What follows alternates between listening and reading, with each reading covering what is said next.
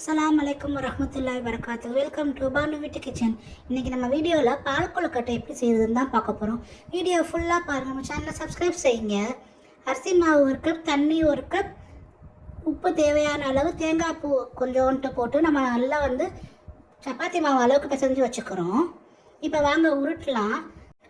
தட்டில் கொஞ்சோண்டு அரிசி மாவு, நம்ம கையிலையும் கொஞ்சம் அரிசி மாவு வச்சுட்டு நம்ம உருட்டிக்கலாம். நம்ம வேணுங்கிற ஷேப்பில் உருட்டிக்கிடலாம். ரவுண்டாகவும் போடலாம், நம்ம நீளமாகவும் போடலாம். நாங்கள் 2 ஷேப்பும் தான் போடுறோம். உங்களுக்கு தேவையான ஷேப்பில் நீங்கள் போட்டுக்கோங்க. எல்லாத்தையும் நல்லா உருட்டிக்கிறலாம். உருட்டும் போது தான் கஷ்டமாக இருக்கும், ஆனால் செஞ்சு சாப்பிடல செம்ம ருசியாக இருக்கும். வாங்க எல்லாத்தையும் உருட்டி முடிச்சுக்கிறலாம். அல்ஹம்துலில்லாஹ். இப்போ ஒரு கடாயில் 1 கப் தண்ணி வச்சுக்கோங்க. அதோடு நம்ம மண்டவெல்லத்தை தூள் பண்ணி வச்சுருக்கோம், பொடியாக்கி வச்சுருக்கோம். அந்த பொடியாக்கி வச்ச மண்டவெல்லத்தையும் நம்ம சேர்த்துக்கிறலாம். இதுக்கு வெள்ளைப்பாகுக்கு நமக்கு வெள்ளைப்பாகுங்கிற கன்சிஸ்டன்சி எதுவும் கிடையாது.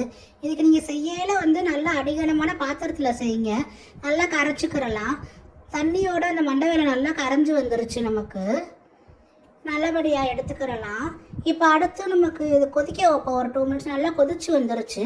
இப்போ இதில் நம்ம உருட்டி வச்ச உருண்டைகளை போட்டுக்கிறலாம்.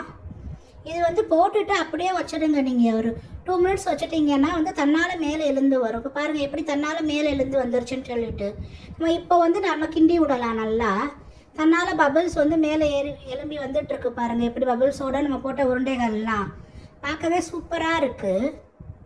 எல்லாமே நல்லா மேலே எழும்பி வந்துட்டுருக்கு. பாருங்கள் அந்த வாசனை செமையாக இருக்குது. இப்போ நம்ம கரண்டி வச்சு நம்ம கிண்டிக்கிறலாம். இது பால்ஸை போட்ட பிறகு நம்ம என்ன பண்ணிடுறோம்னா 1 கிளாஸ் பால் ஊற்றிக்கோங்க. நீங்கள் பசும்பால் ஊற்றினா இன்னும் ருசியாக இருக்கும். நீங்கள் தேங்காய் பாலும் சேர்த்துக்கிறலாம். போட்டுட்டு பால், நம்ம வெள்ளைப்பாகு, அப்புறம் இந்த உருண்டைகளை போட்டு நல்லா கிண்டி விடுங்க. பாருங்கள் எப்படி பால்ஸ் எல்லாம் குடிச்சிட்டு எப்படி சூப்பராக இருக்குன்னு சொல்லிட்டு நல்லா கிண்டி விடுங்க. சிம்மில் வச்சுட்டே கிண்டி விடுங்க. இப்போ எல்லாமே ஒன்றா பைண்ட் ஆகி நல்லா வந்துருச்சு.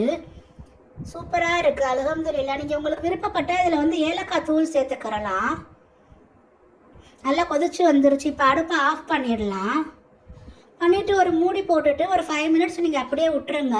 இன்னும் நமக்கு இது மூடி போட்டு விட்டுட்டோம்னா நல்லா ஊறிட்டு பால் கொழுக்கட்டை செம்ம ருசியாக இருக்கும். வாங்க 5 மினிட்ஸ் கழிச்சு பாருங்கள் எவ்வளோ அருமையான பால் கொழுக்கட்டை ரெடியாக இருக்குது. எல்லோரும் உங்கள் வீட்டில் ட்ரை பண்ணி பாருங்கள். பார்த்துட்டு நம்ம வீடியோவில் கமெண்ட் பண்ணுங்கள். சேனலை சப்ஸ்கிரைப் செய்யுங்க. அல்ஹம்துலில்லாஹ்.